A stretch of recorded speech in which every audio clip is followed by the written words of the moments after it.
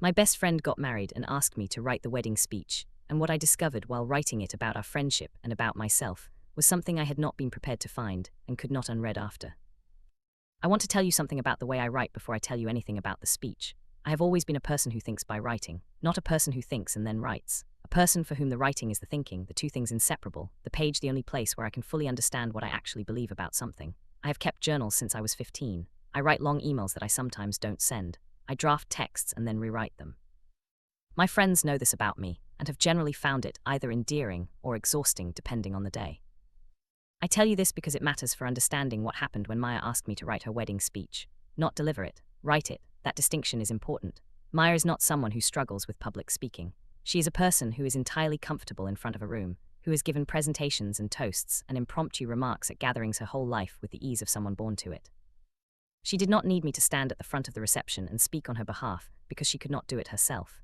She needed me to write it because she knew that I would find, in the writing, things she would not have found any other way. She has always known this about me better than I have known it about myself. We had been best friends for 11 years when she got engaged. 11 years of the particular closeness that forms between two people in their mid-20s when everything is still being figured out, and the friendships you make in that period of your life take on a quality of necessity, of being the people you build yourself with rather than the people you encounter after yourself is already built. I was 24 when we met, at a work event neither of us had wanted to attend, and she was 23, and we talked for 2 hours in the corner of a room that neither of us was particularly interested in being in, and by the end of it, we had made plans to get dinner the following week, and the dinner had turned into 3 hours, and the 3 hours had turned into 11 years. I knew her better than almost anyone. I believed that completely. I believed it with the confidence that long, close friendships produce, the confidence that comes from having been present for so many versions of a person over so many years that you feel you have an essentially complete picture.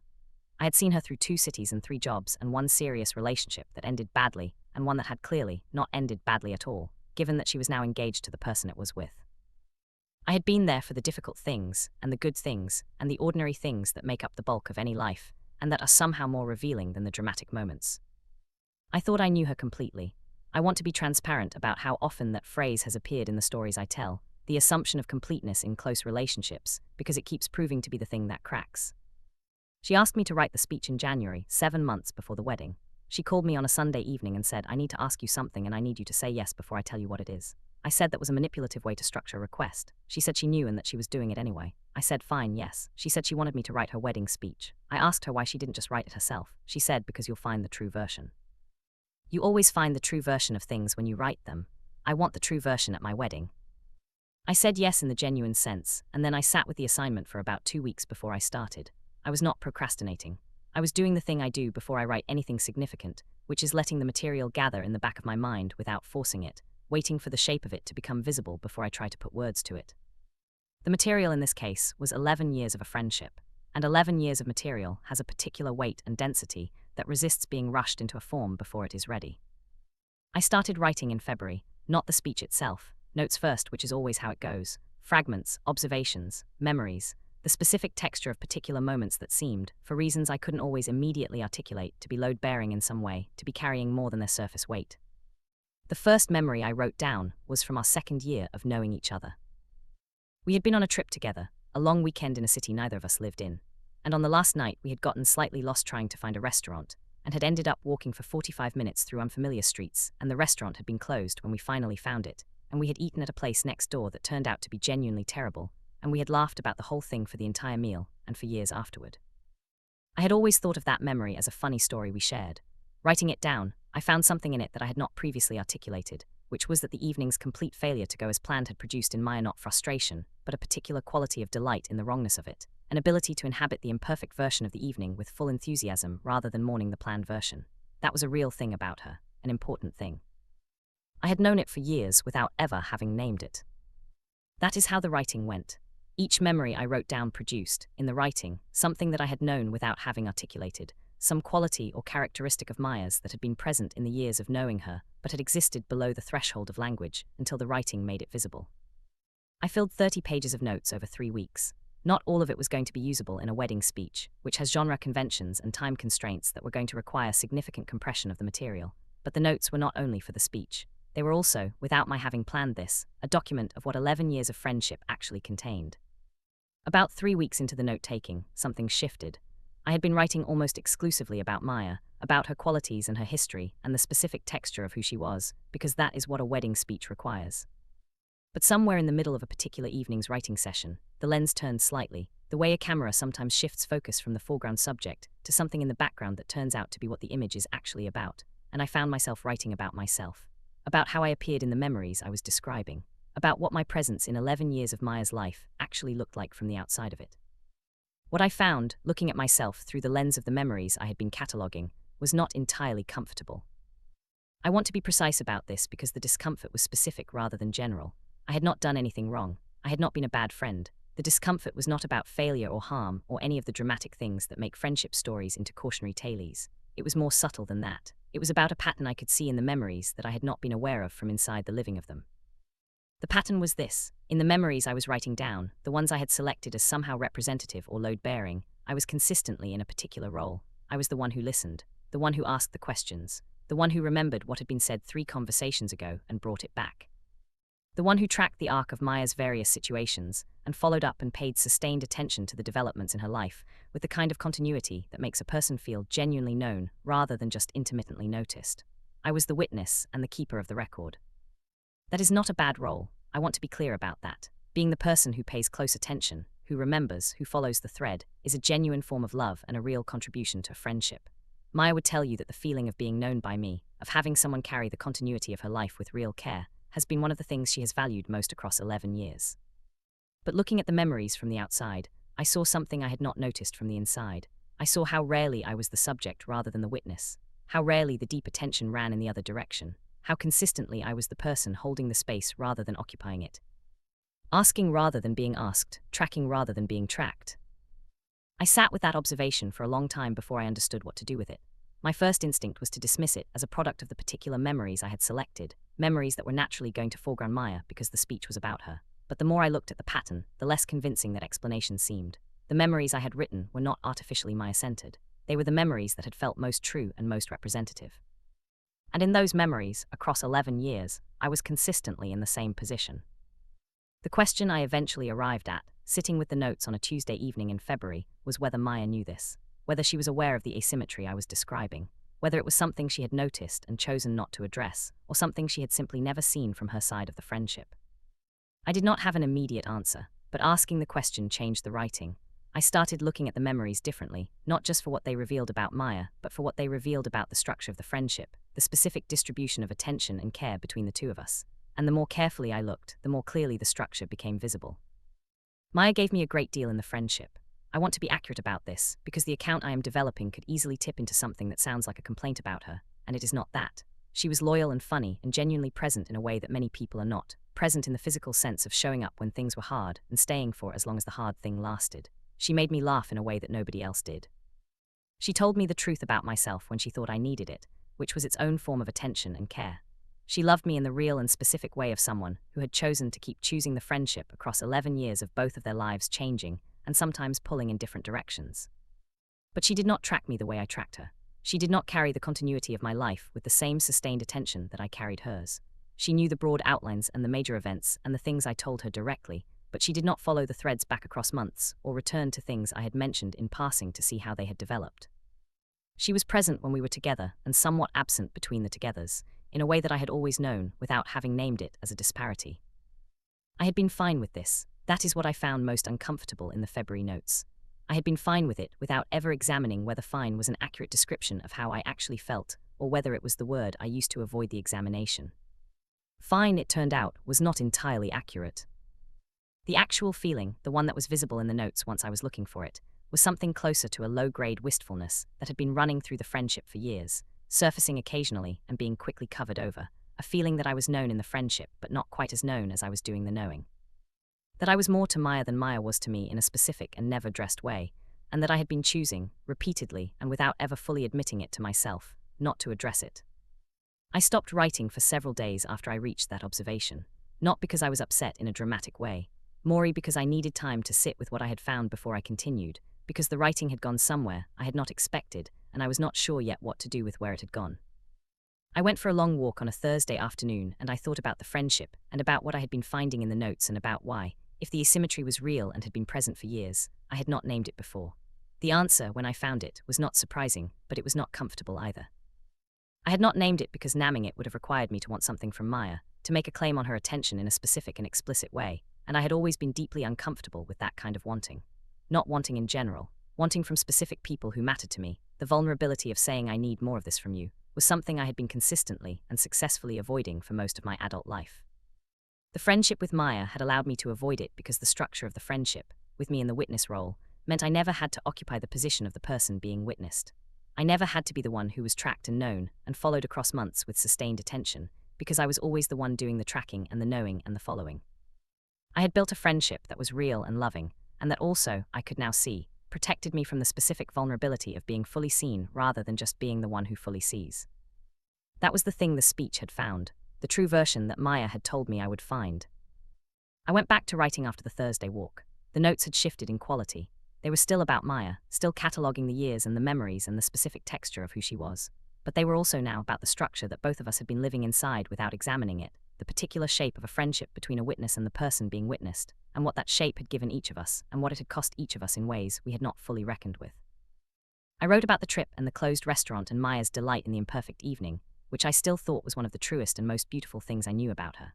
I wrote about the way she told stories, which was with a performer's instinct for the detail that makes the whole thing land, never a wasted word. I wrote about the specific quality of her loyalty, which was not the kind that required understanding or even full agreement, but the kind that simply showed up regardless. I wrote about the 11 years as the thing they actually were, which was one of the most significant relationships of my adult life, and one I had been inside of, in certain specific ways, without being fully present in. The speech I eventually wrote was not about any of this directly. A wedding speech is not a place for the kind of honesty I have been describing here, but what the writing had produced, the understanding of the friendship that the notes had made available, was present in the speech in the way that things you have thought through carefully are present in whatever you write, as a quality of truthfulness that comes through, even when the specific content of the thinking is not visible on the surface. Maya cried when she read the draft, not the performance of being moved, the actual thing, the quiet surprised version of being seen in a way you were not expecting. She called me when she finished reading and she said, "How did you know all of that?" I said I had been paying attention for 11 years. She laughed and then she said, "I know." And then she paused and said, "I don't think I've paid attention the same way." And I said no. And she said, "I'm sorry." And I said, "I know." It was not a long conversation, and it did not resolve everything I had found in the notes. But it was a real conversation, more real than most of the conversations we had had in 11 years, because I had finally said the thing I had been not saying, quietly and without accusation, but clearly enough that she had heard it. The wedding was in August. I was her maid of honor. The speech I had written, the version that was appropriate for the occasion rather than for the private excavation the writing had required, was delivered by Maya herself with the ease and warmth she always brought to being in front of a room. She told me afterward that the words had felt entirely like her own even though I had written them, and I said that was the point. She said she thought that was one of the nicest things anyone had ever done for her. I believed her. I also understood, in a way I had not quite before, that the doing of nice things for her had been so much of what the friendship was, that she had perhaps not fully registered it as something that deserved explicit acknowledgement until it was put into words and placed at the center of her wedding day. The year after the wedding was different from the years before it, not dramatically different, but the conversation we had had after she read the draft had opened something that stayed open rather than closing over again. She called more, not always with something specific to report or to process, sometimes just to check in, the way I had always checked in with her. To ask how things were going, and to follow the thread of something I had mentioned previously rather than waiting for me to bring it back to her. She told me about 6 months after the wedding that she had been thinking about what I had said, the quiet acknowledgement of the asymmetry, and that she had realized it was something she needed to work on not just with me but more broadly, that she had a pattern of receiving attention and care in her close relationships without reciprocating the specific sustained version of it, and that the pattern was something she wanted to change. She said the speech had shown her what it looked like to be fully known by someone, and that she wanted to know her people in the same way. I said I thought that was a genuinely important thing to recognize. She said she had always known I was the observer, but she had not known until the speech that the observation had a cost for the observer, as well as a gift for the observed. I said most things have both. She said she was working on understanding that more fully. I believed her. The friendship that existed after the writing of the speech was different from the friendship that had existed before it, in the specific way that all the friendships in these accounts have been different after the thing that made the honest version necessary. Less protected on both sides. Maury willing to occupy the uncomfortable territory rather than moving past it efficiently. Maury mutual in a way that both of us were actively, deliberately building rather than assuming it would develop on its own. It was not the friendship of the first 11 years. It was something built from a more complete picture of what the first 11 years had actually been, which made it more honest and in some ways more effortful, and in some ways more solid in the specific way that things built from honesty, rather than from comfortable assumption, tend to be more solid, even when the honesty costs something to maintain. I still write the things I cannot think without writing. The journals, the long emails, the drafted and redrafted texts. I still find the true version in the writing rather than before it. Maya still calls me when she needs something put into words, because she knows that I will find in the writing the things she cannot quite locate on her own. I still hold the continuity of her life with care and sustained attention. But the attention runs both ways now, more fully than it did before, and the difference in how that feels is not something I had known I was missing until the speech showed me it was there to be had. That is what the speech found, not what I expected to find when I sat down to write it. Everything I found because the writing went where it needed to go rather than where I aimed it, which is always how the truest writing works, going ahead of you, arriving at the destination before you knew the destination existed. Maya's husband is a good person who makes her laugh, and who tracks her the way she had not previously allowed herself to be tracked. I watched them together at the wedding, and I saw in the specific quality of his attention to her something that I recognized, a way of holding someone in your full regard that I had been performing in the friendship for 11 years, without ever quite receiving in return. He knows her the way I know her, maybe better in some ways because he knows the version of her that exists when she has finally let herself be fully witnessed rather than just observed. That version, I think, is the best one. I am glad she found someone who could call it out of her. And I am glad that the finding of the speech found something in me as well, something about wanting and being wanted, about the specific courage of occupying the seen position rather than always the seeing one.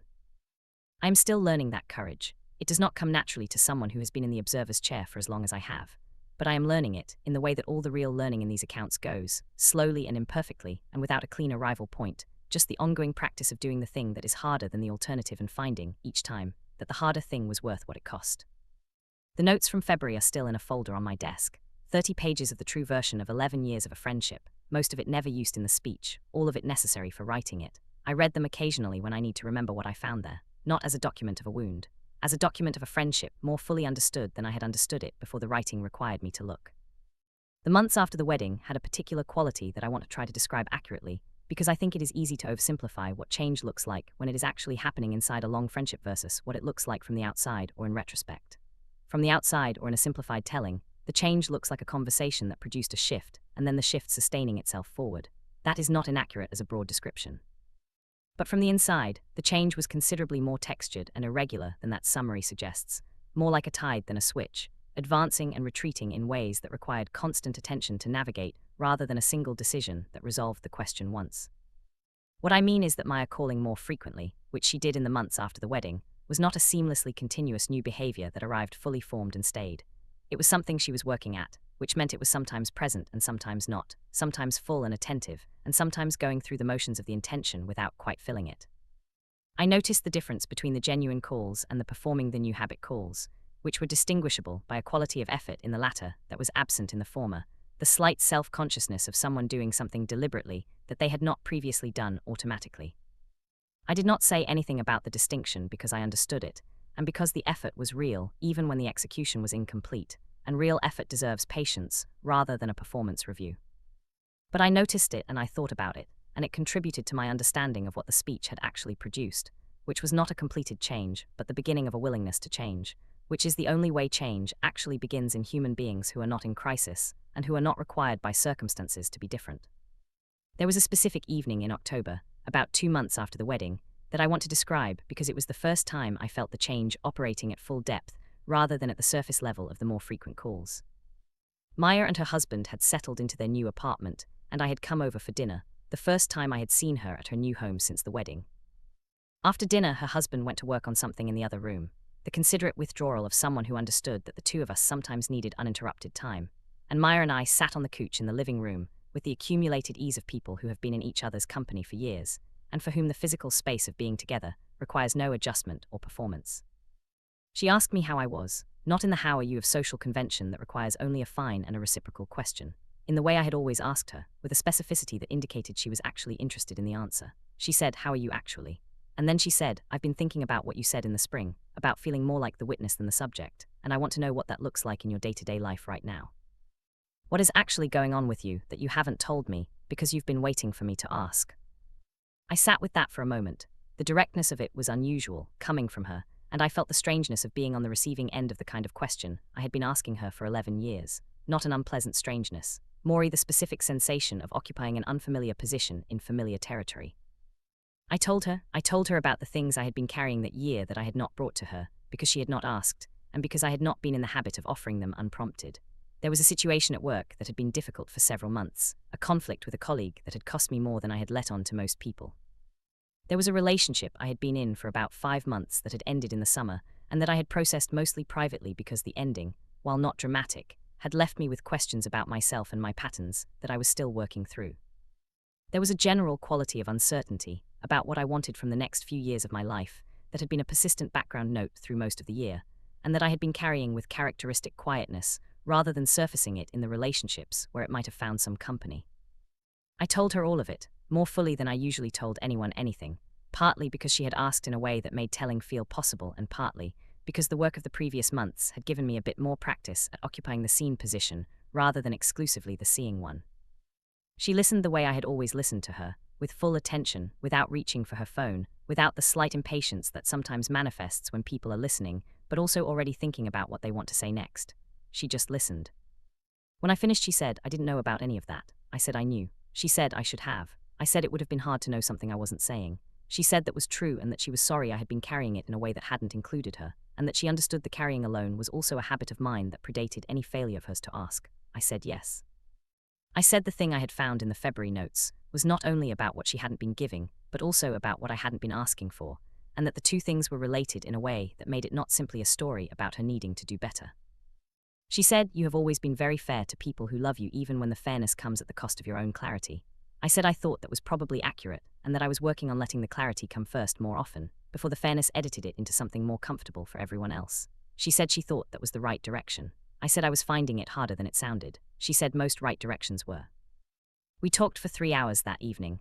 Not all of it was the heavy material.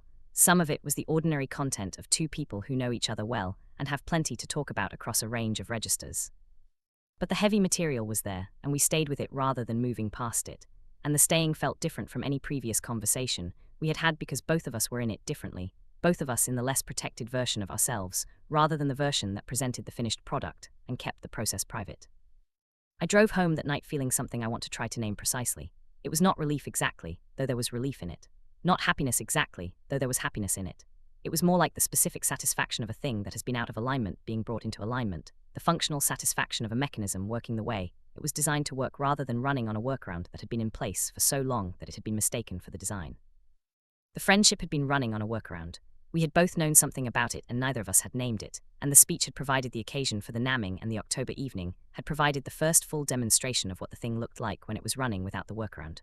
I wanted more of it. I thought we could build more of it. I thought we were, finally, building it. In the winter following the wedding, I began to think more systematically about the pattern I had described in the notes, the one about being the witness rather than the subject, and about whether and how it appeared in my other close relationships beyond the friendship with Maya. I had started therapy some months earlier, for reasons that were only partially related to the speech and the friendship, and the therapy gave me a regular structured space to do the kind of examination that the writing had opened up and that I did not want to close over again. The therapist I was working with, a man named Dr. Calloway who had a particular gift for asking questions that seemed simple until you tried to answer them, asked me early on to describe my role in each of my significant relationships. Not the relationship itself, just my role within it. I did this, and the pattern that emerged was consistent enough that I could not miss it.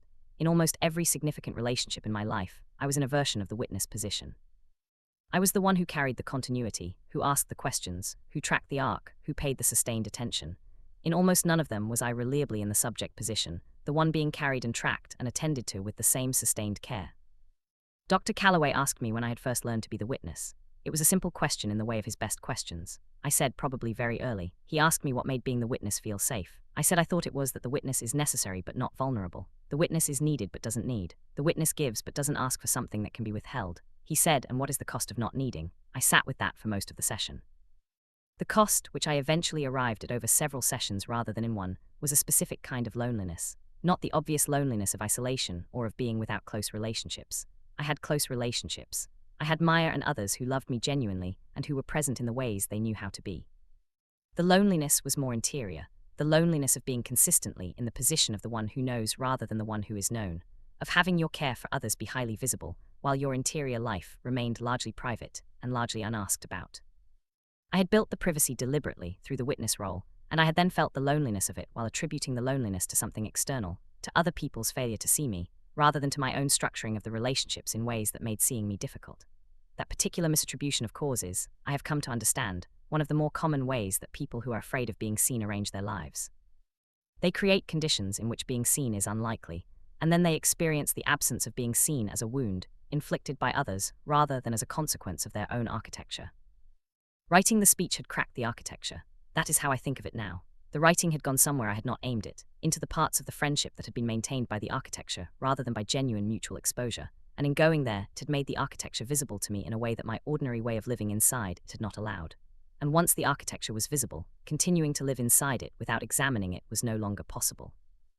The only options were to examine it or to rebuild it with full awareness that it was a choice rather than a natural condition. I did not want to rebuild it. I wanted to dismantle it, gradually and with the care that dismantling something structural requires, and to see what the space looked like without it. That dismantling process, which I am still in the middle of and which I expect to be in the middle of for a long time, has expressed itself in different ways in different relationships.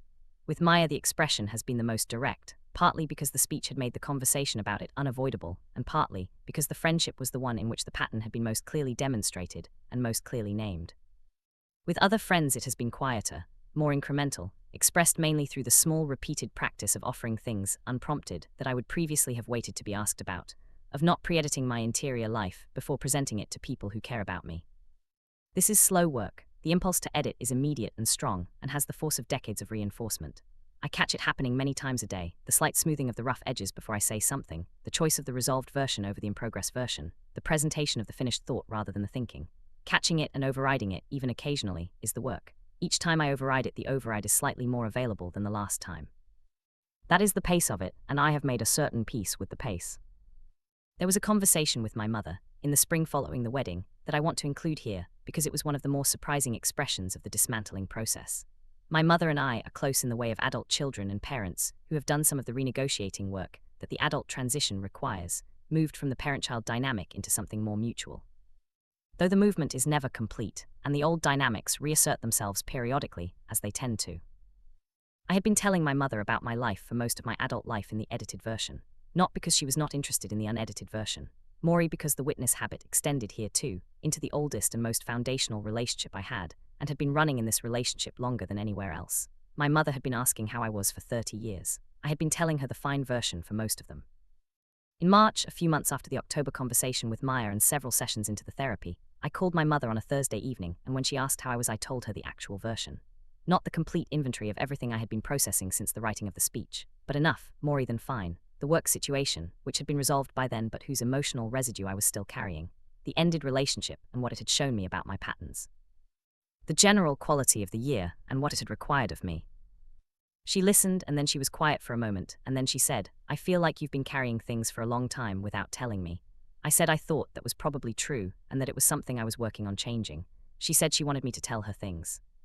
She said, "I know I sometimes worry in ways that aren't helpful, and that you probably learned to pre-edit things partly to protect me from worrying, but I would rather worry with real things to worry about than have you carrying them alone." That sentence, "I would rather worry with real things to worry about than have you carrying them alone," went somewhere in me that not many things had been going. It was such a simple and direct statement of preference, of what she actually wanted from our relationship, and it was the first time I had heard it expressed that clearly in all the years of the relationship. And hearing it made me understand that the editing I had always attributed primarily to my own fear of being seen had also been, at least in part, an attempt to manage her, to protect her from difficulty at the cost of my own visibility within the relationship. The managing of my mother's worry had been something I had been doing since childhood, and had continued doing into adulthood, without examining whether it was still serving either of us. It had served something once, probably. Children in households where a parent's worry creates its own difficulty learn to minimize the visible occasions for that worry as a practical matter of managing the household's emotional atmosphere. I had learned that and carried the learning forward, long past the conditions that had made it useful. Naming it to myself after the call with my mother did not immediately change the habit, but it gave me a way of seeing what I was doing when I was doing it that I had not had before, and that seeing created the possibility of choice where before there had only been reflex. I called her back the following week and told her something I had been carrying for 2 months without mentioning. She worried, as she had predicted she would. Her worrying was not catastrophic. We talked through the worry together, and came out on the other side of the conversation closer than we had been when we went in. That, I thought, was what the other version of things looked like, the version without the editing. It was messier, and it required tolerating both my own discomfort at being seen and her discomfort at having something to worry about. But it was real in a way the edited version was not, and the realness was worth the mess. I want to come back to Maya, and to something that happened in the spring that I think belongs in any honest account of what the speech year produced. About 8 months after the wedding, she asked me to help her with something, a work project that required writing, which she had asked me to help with before, and which was one of the ways my particular skill set showed up in the friendship, the writer being useful to the person who needed something written well. I agreed, as I always had, and I worked on it, and I gave her what she needed, and she was grateful in the specific warm way she was always grateful when I did things for her. And something in me noticed, without resentment but with a clarity that felt new, that this was still running in the old direction. That the dynamic of me doing and her receiving was present in this particular exchange, in a way that had not been restructured by the new honesty we had been building. The conversation had changed. The fundamental question of whose needs we were most consistently organized around serving had not changed as thoroughly as the conversation had. I did not say this to her immediately. I thought about it for several days first, trying to be fair and accurate about what I was observing rather than constructing a case from a single data point. The data across the friendship, across the months since the wedding, showed genuine change in some areas and less change in others. She was calling more. She was asking better questions. She was receiving what I told her with more care than before. But the acts of service, the practical ways in which my time and skill and attention were organized around her needs, were still largely unrequited in the specific sense that the equivalent organization of her resources around my needs had not developed to the same degree. I told her eventually, in May on a phone call, carefully but directly, in the way I had been practicing the direct thing more consistently. I said I had noticed that the help I gave her still ran in one direction more than the other and that I was not sure how to feel about it. She was quiet for a moment and then she said, "You're right." And then she said, "What do you need help with?" Not as a performance, as an actual question. "Tell me what you need from me right now and I'll do it."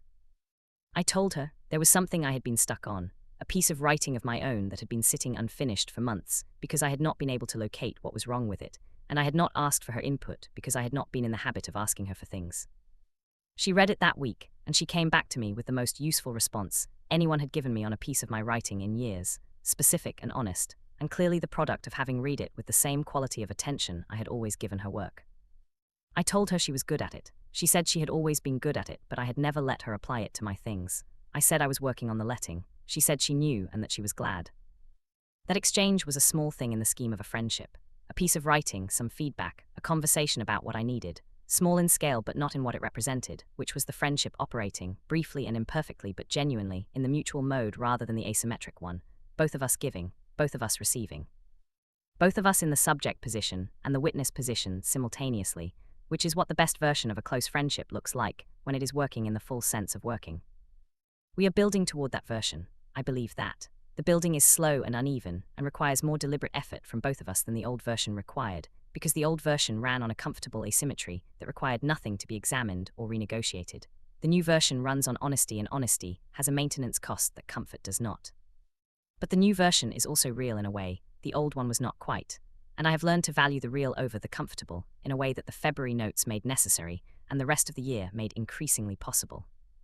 The speech that Maya delivered at her wedding was good. I know it was good not because I wrote it, but because I wrote it from the truest version of what I knew about her, and truth in writing tends to produce writing that holds. She told me 6 months after the wedding that she still thought about particular sentences from it, that they had stayed with her in the way of things that named something important accurately. I was glad about that. I was also glad that the truer version of what I had found while writing it had stayed with me in the same way, named something important accurately, and had not been set aside when the occasion for which it was written had passed. Some writing you do for the reader, some writing you do for yourself. The best writing, in my experience, does both simultaneously, finding in the effort of genuine articulation something that serves both the writer and whoever receives it. The speech was like that. Maya received the version she needed to receive at her wedding. I received the version I needed to receive in the February notes. Both versions were true, both were necessary, both changed something that needed to be changed. I am glad she asked me to write it. I am glad I said yes before she told me what it was. I am glad the writing went where it needed to go rather than where I aimed it. I am glad, most of all, that I did not close the folder when the speech was finished and the wedding was done and the occasion had passed. The occasion passed, the material stayed. That is how it is with the things worth finding. There is something I want to address directly in this part of the account, which is the question of whether what I found in the February notes was actually about Maya, or whether it was primarily about me. I raise this because I have been aware, throughout the telling, of the risk of constructing a narrative in which a genuinely good person who loves me is cast in a less flattering light than she deserves, and I want to be honest about the limits of my own perspective before I continue. The honest answer is that what I found in the notes was about both of us, and about the specific structure that had formed between us, which was a product of both our natures operating in combination rather than a failure of one person that the other person suffered. Maya did not design the asymmetry. I did not suffer it passively. We had both, through the ordinary operation of who we each were, settled into a configuration that worked well enough for years, and that contained, beneath the working well enough, a pattern that was worth examining. That is the version I have tried to tell, but I am aware that stories have a gravitational pull toward the clean version, the version with a clear protagonist and a clear problem and a clear resolution, and that in telling a story about something I found in the writing I am also, inevitably, shaping the material into a form that serves the telling. I want to acknowledge that shaping and ask you to hold it with appropriate skepticism. Maya is a better friend than this account, taken in isolation, might suggest. The asymmetry was real. She was also, and remains, one of the most genuinely loving and loyal and irreplaceable people in my life, and those two things coexist without contradiction, even if they require more sentences to hold than a clean narrative prefers. With that said, I want to continue. The autumn following the wedding year, which is now the second autumn in this account, and which was the period when the various threads of what the speech had started, was settling into something more stable and less actively turbulent, produced a change in how I approached my own writing that I want to describe, because it was one of the more unexpected results of the whole process. I had been a private writer for most of my adult life. The journals, the long unsent drafts, the notes I took and kept for no audience but myself.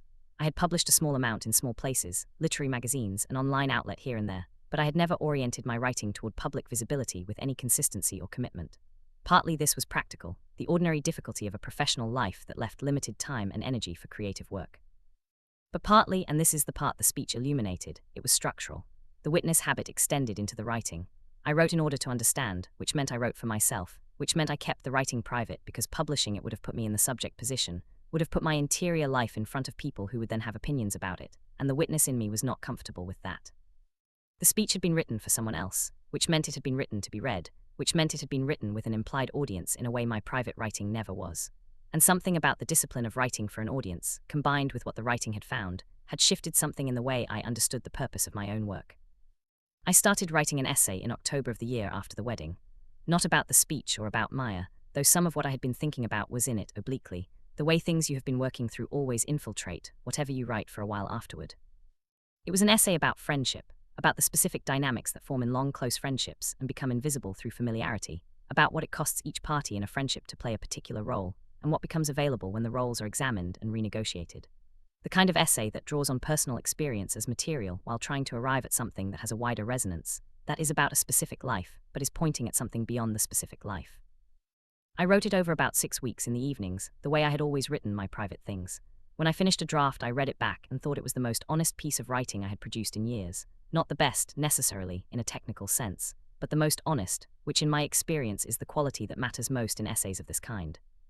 The honest piece of writing does something that the technically accomplished but guarded piece cannot do, which is that it finds the reader in a specific and physical way, lands in them rather than just arriving, because the willingness to be honest on the page creates a kind of permission for the reader to be honest with themselves about whatever the essay is stirring in them. I sent it to 2 people before I did anything else with it. Maya was one of them. Dr. Calloway was the other, which is unusual. He was not my intended reader in any conventional sense, but I trusted his particular quality of honest response, and I wanted it before I decided what to do with the piece. Maya read it and called me. She said, "This is about us, isn't it?" I said it was about things I had been thinking about that had been activated by us. She said she thought the distinction was meaningful and accurate and that she appreciated it. She said the essay was very good and that she thought I should publish it. I said I was not sure about that. She said she knew I wasn't sure and that the uncertainty was the reason I should do it, that the things I was most unsure about publishing were usually the things most worth publishing, and that she had known this about me for 11 years, and I had never quite believed her. I asked her if she was comfortable with the essay existing publicly given that she was, even obliquely, part of its material. She said yes. She said she thought the essay was fair and that she had been part of experiences worth writing about, and that she would rather I write about them honestly than protect her from the writing. She said, "Your witness thing has always included not fully publishing your actual life, and I think that is connected and I think you should push on it." That was a very good observation from someone who had been paying better attention than she had been paying 2 years earlier. I told her so. She laughed and said she had been practicing. Dr. Calloway's response was different in register but consistent in direction. He said the essay sounded like it was doing the thing the best essays do, which is using the personal to approach something universal, and that the question of whether to publish it was itself a version of the same question the essay was examining, the question of whether to occupy the subject position or to remain in the safety of the private. He said, "What do you think you're protecting by keeping it private?" I said, "Probably the witness position." He said, "Probably." I published the essay, not in a large place, not on a platform that would have produced any significant visibility, in a literary magazine that had a small but genuine readership of the kind of people who read long personal essays carefully. I did not announce it broadly. I sent the link to perhaps 12 people, Maya among them, and then I did not track how it was received with any particular attention. The responses I got were not numerous, but several of them had a specific quality that I had been told good personal essays produced, and had not previously experienced directly, which was the quality of people writing to say that something in the piece had named something in their own experience that they had not previously had words for. That the specific situation I was describing had illuminated something about their own friendships or their own positioning within them that they had been living with but not quite seeing clearly. That response, that sense of having given someone language for something they already knew, was the most satisfying thing writing had ever produced in me. Not the visibility, which remained minimal and which I had not sought for its own sake, the utility of the language. The fact that the honest version of a specific experience could arrive in someone else's life and do something useful there, could cross the gap between one interior life and another in a way that the private version could never do. I thought about that in the days after the essay appeared, the gap crossing, the specific thing that happens when you write honestly enough that the specificity of your experience becomes a door into a more general truth rather than a wall around a private one. I had known this intellectually for years, had understood it as a principle of the form without having fully tested it in my own work. The testing of it, the actual experience of watching the principle operate, changed something in how I understood the purpose of my writing and what I wanted it to do. I started a second essay. This one was harder than the first, covering territory that was closer to the bone, about the witness habit and its origins, about the specific conditions in my early life that had made the observer's position feel like the only safe one. I will not reproduce it here because it is its own thing, and its material belongs to a different telling. But I will say that writing it required the same quality of refusing to edit, before the writing had found what it needed to find that the speech had required, and that it found things I had not expected to find in the same way the speech had, and that the finding was uncomfortable in the specific productive way of things that are worth the discomfort. Dr. Calloway read that essay at my request and said it was the most honest thing I had shown him and that he thought I should continue. I said I intended to.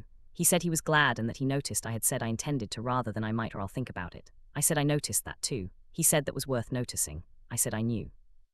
The autumn of the second year also brought something I had not been expecting, which was that Maya's marriage, now a year old and settled into its first year's rhythms, began to offer me a model for something I had been thinking about abstractly without having a concrete version to look at. What I mean is that watching Maya and her husband James in their first year together gave me a specific and close-range view of what a relationship built on mutual visibility looked like in practice, which was something I had not previously had extended access to in a friendship close enough that I could see the interior of it rather than just the surface. James is, as I mentioned briefly earlier, someone who tracks Maya. He follows the threads she leaves, remembers what she has mentioned in passing, circles back to things in ways that make her feel continuously known rather than intermittently noticed. He does this naturally, without apparent effort, the way some people are simply built to pay that kind of attention. And Maya, who had not always been willing to receive that quality of attention, was learning, in the first year of the marriage, what it felt like to be consistently in the subject position rather than managing her own visibility.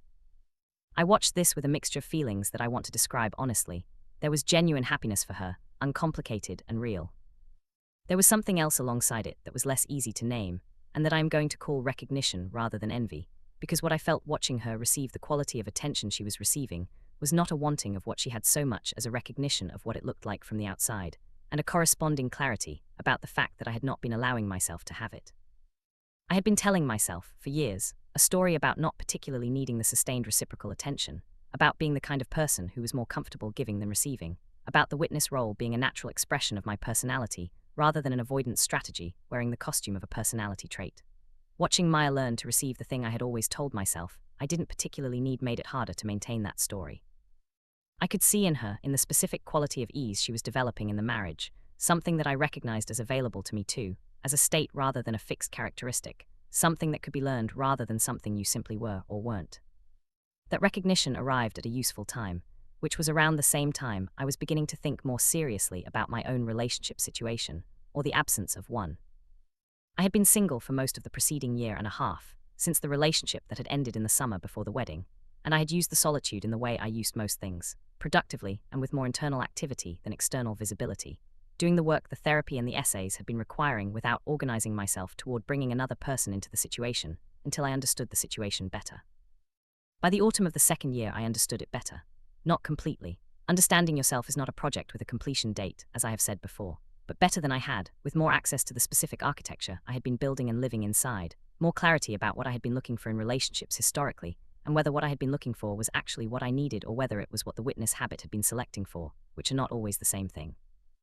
What the witness habit selected for, when I thought about it with the specific clarity the therapy had developed, was people who were comfortable being witnessed, people who occupied the subject position naturally, and who were happy to receive the attention and care I brought to relationships without requiring much of an equivalent in return. Not bad people, often very good people. But people whose comfort with being the subject of attention had dovetailed with my comfort in the observer's chair, in a way that had reproduced the asymmetric structure across multiple relationships, without my having noticed the pattern or examined what it was producing. I told Dr. Calloway this in a November session. He said it was a good observation, and then asked me what I thought selecting against that pattern would look like in practice. I said I thought it would mean being drawn toward people who paid attention, rather than just people who received it, and that it would also mean being willing to be in the subject, position myself in a relationship, rather than organizing myself around the other person's life, while keeping my own largely private. He said, and what makes that feel risky? I said, the obvious things, the vulnerability of being known fully rather than partially, the possibility of the knowing being used in a way that hurts, the loss of the control that the observer's position provides, the ability to exit the subject position at any time by redirecting the attention outward. He said, what would it take to tolerate that risk? I sat with the question for a while. I said, probably just practice. Probably the same thing everything else requires, which is doing the thing repeatedly in low-stakes versions until the doing of it becomes less frightening than not doing it. He said that sounded right and that I had been practicing in the friendship with Maya and in the calls with my mother and in the essays, all of which were versions of the same practice in different registers. I said I thought so too. He said, so you know what the practice produces? I said yes. He said, and I said, and it produces something better than what the not practicing produces. He said, then you have your answer. The answer was not a sudden willingness to be fully exposed in a romantic relationship, which is not how things actually work regardless of the progress made in therapy and in essays and in friendships.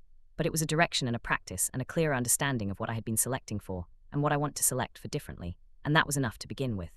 Enough to start paying different attention to the people I was meeting and what qualities in them I was responding to and why.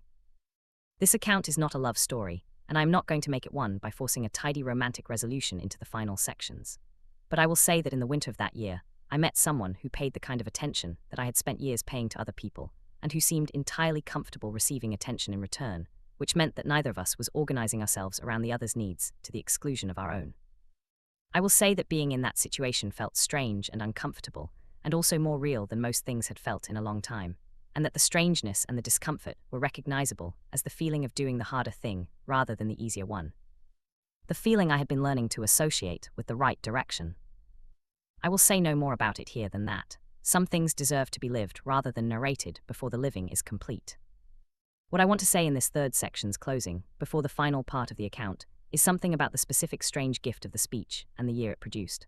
I had agreed to write the speech as an act of love for Maya, as a practical offering of the skill I had that she wanted for a specific occasion.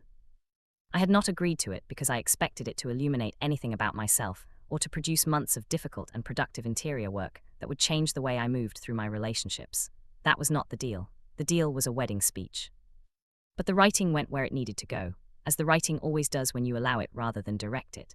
And what it found was not the thing I was looking for, because the thing I was looking for was my best friend's wedding speech, and what it found instead was the specific architecture of my own hiding, the structure I had built and lived inside for years, and called personality rather than protection.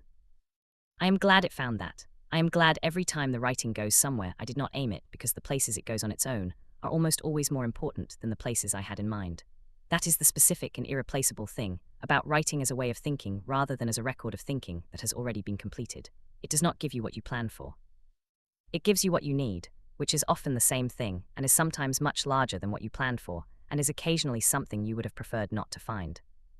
The speech found something I would have preferred not to find. I am grateful for the not finding it being unavailable.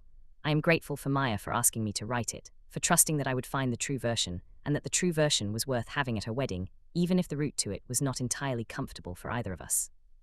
I am grateful for the writing itself, for the fact that it cannot be aimed with complete precision, and that its resistance to being aimed is part of what makes it capable of finding things. The 30 pages of February notes are still in the folder. I open them occasionally, less often now that the year they document has given way to a second year and a third, but sometimes, when I am trying to remember what the beginning of the understanding felt like before the understanding became ordinary, before it was simply how I see the friendship and myself within it. before the architecture was visible enough that I had forgotten what the space had looked like when I was inside it and couldn't see the walls. There is a question I have been sitting with since I started writing this account, which is whether the thing the speech found was something that needed to be found, or something that would have been better left where it was. I raise this not because I believe the latter, but because I think the question deserves an honest answer rather than the automatic assumption that self-knowledge is always and unconditionally better than the alternative. The architecture I had been living inside was not nothing. The witness role had produced real things of genuine value in my friendships and in my work, and in the particular quality of attention I brought to the people and experiences in my life. The sustained attentiveness, the carrying of continuity, the willingness to hold someone's life in your care across years, these are not small things, and they do not become small things simply because I have come to understand their origins in something other than uncomplicated generosity. The protection that built them does not retroactively disqualify them.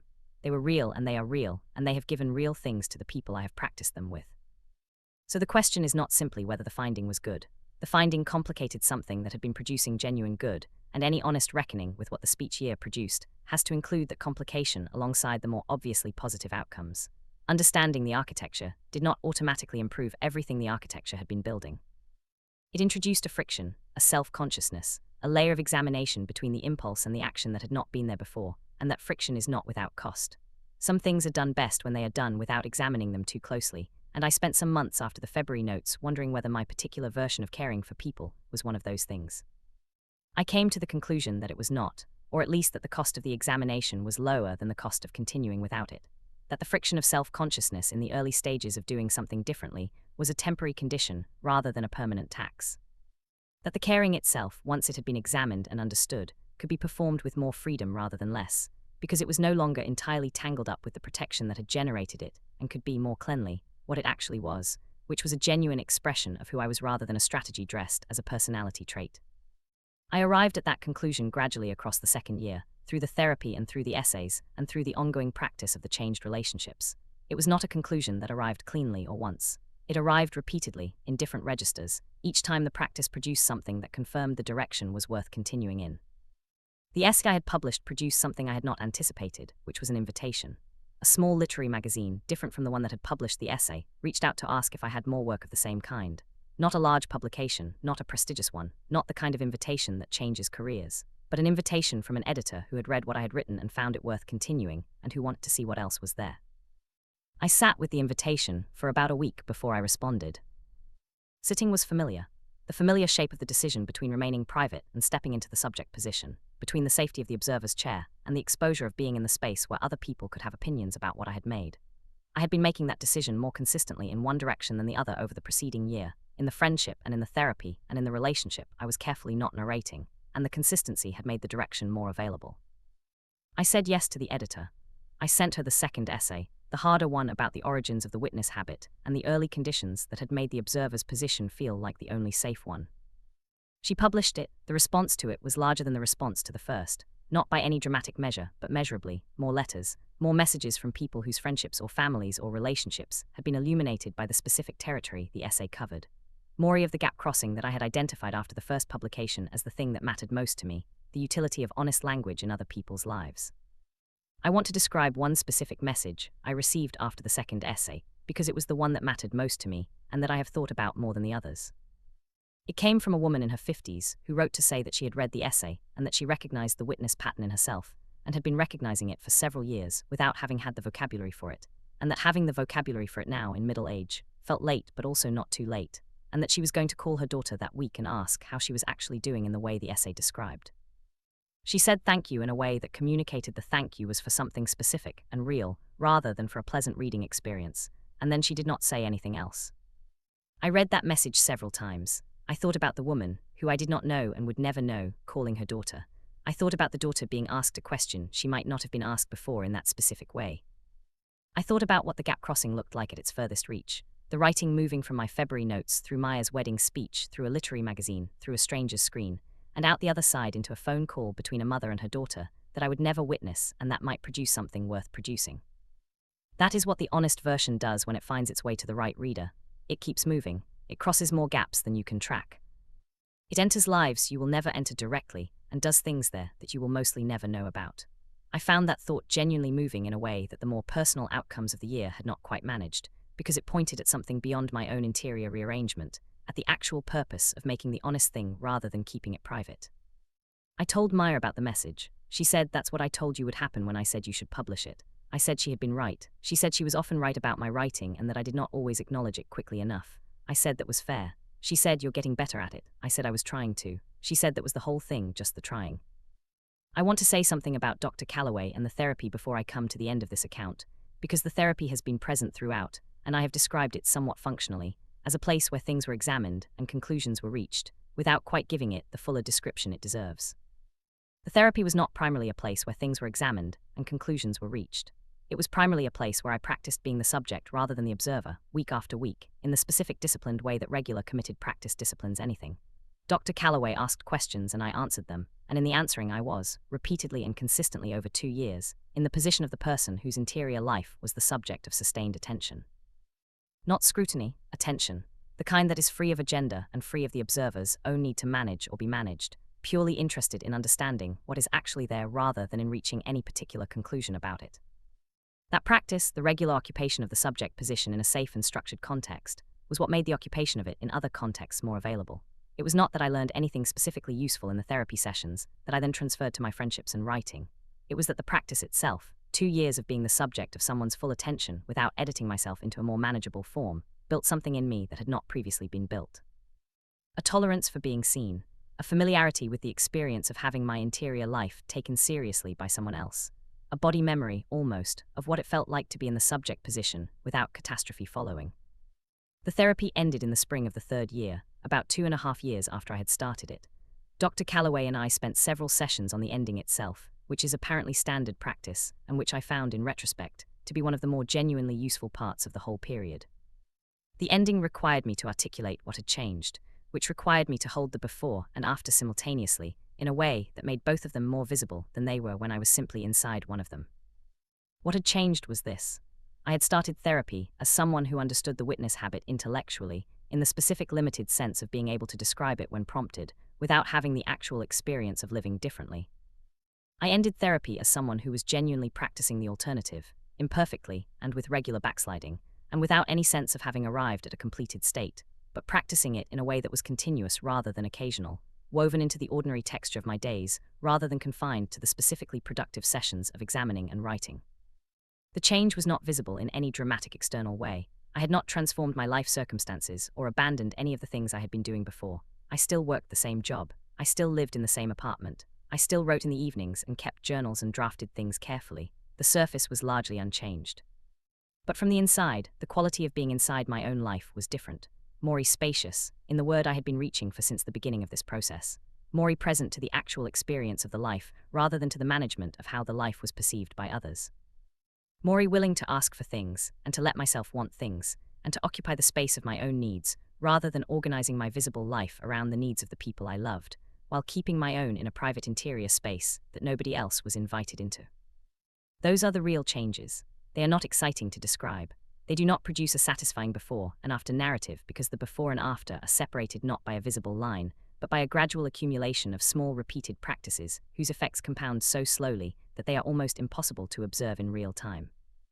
You can only see them in retrospect, comparing the quality of a Tuesday morning now to the quality of a Tuesday morning 3 years ago, and noticing that something is different without being able to point to a single thing that changed it. I want to return to Maya one final time, because she is where the whole thing started, and because the state of the friendship now, 3 years after the February notes and 2.5 years after the wedding, is the truest measure of what the speech year actually produced. We talked last week on a Sunday afternoon. The call lasted about an hour and a half, which is ordinary for us now, and it covered the usual range of things, her work situation which has been interesting lately, something that happened with James that she wanted to think through, something I had been writing that I wanted her to read. The ordinary content of 2 people who know each other well, and are genuinely interested in each other's lives, and have developed, over 3 years of practiced honesty, a friendship that runs in both directions with something approaching equal flow. I want to be precise about equal because I do not mean symmetrical in a mathematical sense. We are not identical in our natures, and the friendship does not express itself identically from both sides. She is still more comfortable in the subject position than I am. I am still more consistently attentive to the threads and the continuity than she is. Some of the original shape is still present, because some of the original shape is just who we each are, the natural distribution of our particular temperaments, and what they produce in relationship with each other. But the structure that had been holding the asymmetry in place, the architecture that had been making the imbalance more extreme and less examined than it needed to be, is different now. The witness habit is visible to both of us, named and known, which means I exercise it with awareness rather than automatically, and she receives it with gratitude rather than expectation. I ask for things, she gives them, she asks questions, I answer them in the unedited version. We are honest with each other about the hard things in ways that still require some effort, and that we do not always get perfectly right, but that we keep returning to, because we have both experienced what the honest version produces, and we understand it is worth the effort. Near the end of the Sunday call, she said, "I've been thinking about something." I asked what. She said she had been thinking about the speech, and about the conversation we had had after she read the draft, the quiet acknowledgement of the asymmetry, the I know and the I'm sorry and the yes. She said she had been thinking about that conversation as the actual beginning of the friendship we were now in, that everything before it had been a real and good friendship, and also a kind of preparation for this one, and that she was glad the writing had found what it found, even though the finding had been uncomfortable for both of them. I said I thought that was right. I said I thought most of the real things in my life had begun in discomfort rather than in comfort, had required something to crack before what was on the other side could be accessed, and that the speech was one of the cleaner examples of that pattern, because the discomfort had been contained within the writing, rather than expressed as a rupture in the relationship itself. The writing had done the difficult work, so that the relationship didn't have to do it in a harder way. She said, "You have always done the difficult work inside the writing." I said yes. She said, "I'm glad you let me see it this time." I said I was glad too. We hung up after a few more minutes of the ordinary things, and I sat for a while in the quiet of the apartment, and thought about the Sunday afternoon quality of late spring light through windows, and about the specific texture of a friendship that has been examined and rebuilt rather than simply maintained. And about the 30 pages of February notes still in the folder on my desk, and about the woman I did not know who had called her daughter. I thought about Maya at her wedding, delivering the words I had written, and about what those words had been built from, which was love and 11 years of attention, and the specific thing that the writing had found in the February notes that had made the speech true in the way she had always known I would make it true, because she had trusted the writing more than I had trusted it myself. She was right to trust it. She has always been right about my writing in ways I have not always acknowledged quickly enough. The speech found the true version. The true version was uncomfortable and necessary, and has produced in the years since something more real than what existed before it, a friendship that both of us are inside of now rather than a friendship that one of us was primarily witnessing. That is what I was not prepared to find. That is what I could not unread after. That is what I am glad, every day in some quiet register, to have found anyway. The writing goes where it needs to go. The only work is not getting in the way of it. That is enough. That is, honestly, everything.